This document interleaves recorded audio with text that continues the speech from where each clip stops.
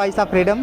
चुनावी सरगर्मियां अब बिल्कुल अपने शुमार पर है। चुनाव का अंतिम पड़ाव है। हम विधानसभा आलापुर में विधानसभा के प्रत्याशी जो समाजवादी पार्टी के प्रत्याशी हैं श्री त्रिभुवन दत्त जी, जो इसके पहले जिला पंचायत अध्यक्ष विधायक भी रह चुके हैं और इसके अलावा सांसद भी रह चुके हैं। अब की बार चौथी बार ये विधानसभा के लिए अपना दाव आजमा रहे हैं समाजवादी पार्टी की तरफ से। आज हम सीधे इनसे बात करेंगे।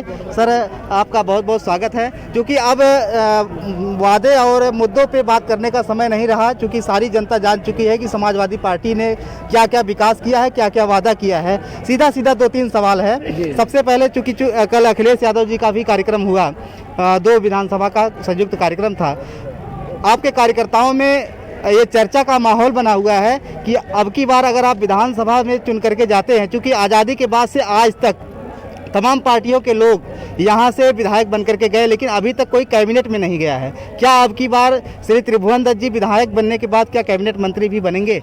देखिए, कल हमारे समाजवादी पार्टी के राष्ट्रीय अध्यक्ष पूर्व मुख्यमंत्री जी और होने वाले मुख्यमंत्री जी आपको हसौर रामलीला मैदान में आए थे जी। उन्होंने आई हुई महान जनता से अपील किया कि आप लोग दोनों नेताओं को जिता कर भेजें, इनको बड़ा सम्मान मिलेगा।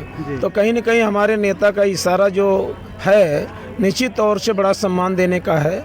और हमें भरोसा है कि देश की आज़ादी के बाद यहाँ की महान जनता ने जो निर्णय लेने जा रही है कि बड़े पैमाने पर समाजवादी पार्टी के पक्ष में लामबंद हो रही है और लंबे अंतर से जीत दर्ज कराने का काम करेगी।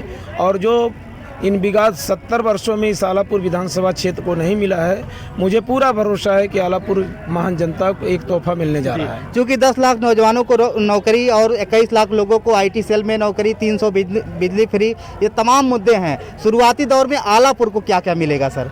देखिए, आलापुर को तो सब कुछ मिलेगा जी। जो मैंने आपसे बताया कि आलापुर में सबसे पहले सड़कों के खस्ते हाल हो गए हैं, सड़कों का बुरा हाल हो गया है, शिक्षा स्वास्थ्य के हाल बड़े ख़राब हैं। और निश्चित तौर से जब आलापुर पूरे प्रदेश में 10 लाख नौकरियां मिलेंगी तो आलापुर की सहभागिता उसमें बड़े पैमाने पर हमारे नौजवानों को मिलने का काम होगा। और मुझे भरोसा है कि आलापुर के बेरोजगारों को एक अच्छा रोजगार देने का काम समाजवादी पार्टी की सरकार में होगा। क्योंकि आप इसके पहले कई बार यहाँ से चुन करके जनता ने आपको भेजा है, तो आलापुर विधानसभा में खास तौर से आलापुर की जनता को ये चुनाव के बाद आप यहाँ पे जब मिलेंगे तो विधायक के रूप में या कैबिनेट मंत्री के रूप में जब भी मिलेंगे, तो सबसे पहला जनता ये जानना चाहती है कि आप जनता के बीच में उन्हें किस तरीके से मिलेंगे। चूँकि यहाँ पे सबसे बड़ा सवाल है कि यहाँ के नेता जो भी इसके पहले जिनको विधायक चुना गया वो यहाँ मिलती नहीं थी, यहाँ से जाने के बाद वो लखनऊ में मिलती थी। एक और यहाँ पे प्रत्याशी हैं जिनको लोग बाहरी करार देते हैं। तो जो यहाँ की जनता है वो चाहती है कि विकास के अलावा हमें यहाँ के विधायक से या होने वाले कैबिनेट मंत्री से क्या मिलेगा? देखिए, आपको मैं बताऊं, जहाँ तक आपने भारतीय जनता पार्टी के प्रत्याशी का सवाल किया, तो भारतीय जनता पार्टी के लोग जीतने के बाद जनता के बीच में जाने का काम नहीं किया, जिसका कारण जनता ने उनकी नीतियों को दुखी होकर उनको नकार दिया है। और दूसरे जो बहुजन समाज पार्टी के प्रत्याशी हैं उनका कोई अता पता नहीं है, उनका कोई समाज सेवा का कार्य नहीं है, वो बाहरी हैं, इसमें निश्चित करार नहीं दिया बल्कि बाहरी हैं। और जहाँ तक मेरा सवाल आप पता कर लीजिए, 10 साल से मैं विधायक नहीं हूँ, लेकिन निरंतर जनता के बीच में दुख सुख में शामिल होकर के उनकी आवाज़ को उठाने का काम करता हूँ, उनकी थाने अदालत की लड़ाई लड़ने का काम करता हूँ। और जनता ने ये विश्वास कर लिया है कि आलापुर की महान जनता का अगर कोई नेतृत्व कर सकता है, कोई इनका विकास कर सकता है, कोई इनके हकूक़ की लड़ाई लड़ सकता है, तो वो त्रिभुवन दत्त है। और निश्चित इस उम्मीद के साथ आज चाहे नौजवान हो, चाहे बेरोजगार हो, चाहे किसान हो, चाहे व्यापारी हो, चाहे छात्र हो, हर वर्ग के लोग त्रिभुवन दत्त के साथ खड़े हैं। और निश्चित तौर से आप देखेंगे कल नहीं परसों बटन दबेगी, साइकिल की इतनी बटन दबेगी 10 मार्च को बड़े अंतर से समाजवादी पार्टी चुनाव जीतने का। अच्छा, क्योंकि विकास के मुद्दे के अलावा समाजवादी पार्टी में जो विकास है, विकास के अलावा ऐसा कौन कौन सा सामाजिक मुद्दा होगा जो धरातल पे देखने को समाजवादी पार्टी की सरकार बनने के बाद मिलेगा? देखिए, विकास के साथ साथ जो सबसे बड़ा मुद्दा है, इन विगत वर्षों में भारतीय जनता पार्टी की सरकार ने समाज में जो नफरत पैदा करने का काम किया, समाज को बांटने का काम किया है। समाजवादी पार्टी की सरकार बनने के बाद पहले समाज में समरसता स्थापित करने का काम किया जाएगा, समाज को एक नई दिशा देने का काम किया जाएगा। जिस गंगा जमुनी तहजीब को तोड़ने का काम भारतीय जनता पार्टी की जालिम सरकार में यहाँ हुआ है, उसको स्थापित करने का काम किया जाएगा।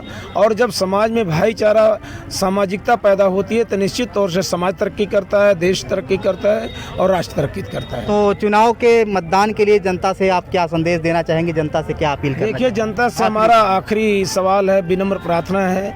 मैं लगभग साल भर से जनता के बीच में आशीर्वाद और सहयोग की अपील कर रहा हूं और तमाम कार्यक्रम लगाने के बाद भी मुझे जो अंदाज़ा लगता है कि अभी मैं हर जगह नहीं पहुंच पाया, हर लोगों से मैं मुखातिब नहीं हो पाया।